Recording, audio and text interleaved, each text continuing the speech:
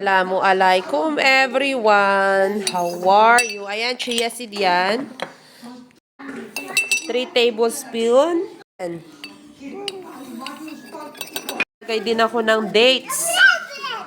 Ako ng 7 na dates.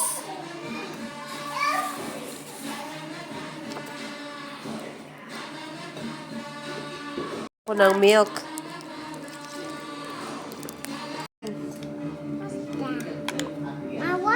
Binabad ko na siya sa gatas at saka sa chia seed at saka sa dates. Bukas ko na to gagawin. Lalagay ko muna siya sa rep. Sa rep.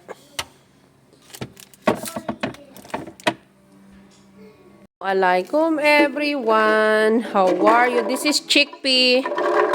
Ayan. Tapos maglalagay tayo dyan ng saging. Ayan na yung boiled chickpea ko. Tapos ito yung dates, chia seed, at saka milk. Banana ko na nilagay. Beblan natin siya.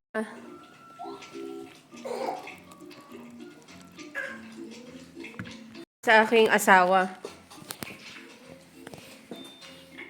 Chickpea, smoothie, banana, banana milk, dates, chia seed.